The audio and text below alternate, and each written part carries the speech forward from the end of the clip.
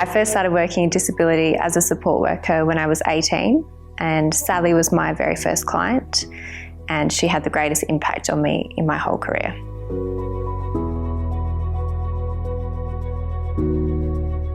Sally was diagnosed with peripheral neuropathy Charcot-Marie-Tooth, and it's a degenerative condition.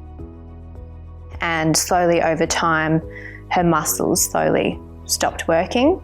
She was deemed a tetraplegic, so she had use of one of her hands, but was confined to her bed and a wheelchair for the rest of her life. We formed this really beautiful and honest friendship, and she was one of my best friends, without a doubt. Even after I finished working with her, I continued to see her, and we'd catch up in our own time, and we'd watch the footy together or darts or whatever she'd force me to watch.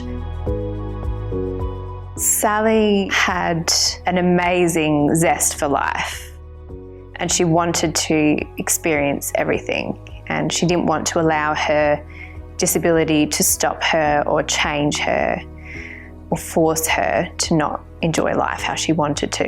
And one of the things that she wanted to do in the time that she had left was to go overseas and to go to London. It was about a year of planning that went into this, but we were able to finally go.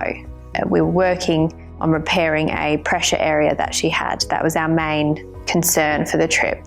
Only one airline will assist someone in a wheelchair, back then anyway, and they had a lifter on the aircraft, and they wouldn't let me assist with the transfer of her out of the chair and into her seat on the plane for legal reasons. They wouldn't let me assist.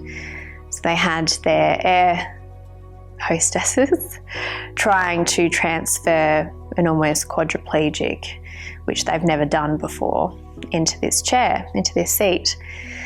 And they raised her into the air and then tried to pull her across to her seat, and completely damaged the pressure area that we'd been working so hard to repair. That unfortunately affected her whole trip in London. So we ended up in hospital for about 3 days. And when we came back from London, was when she really started to deteriorate.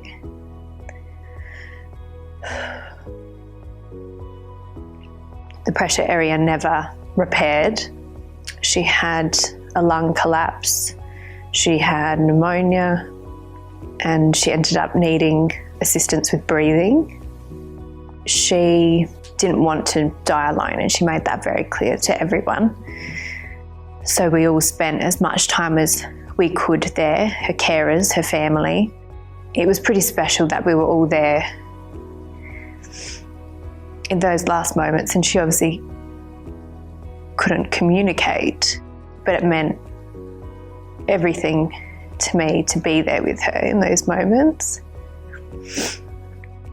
Sally's story and life and who she was drives why I do what I do and why we started Danny Met Sally. Sally was very particular in how she wanted things done, and I was made aware of that from day one, that she had her routine and she knew how she liked things, and that's how she wanted it. Those lessons that Sally taught me, I have taken with me to every single client I worked with as a support worker, to every single client I meet today with Danny Met Sally, because everyone is so different and needs to be treated as an individual, and that's what comes first in everything that we do.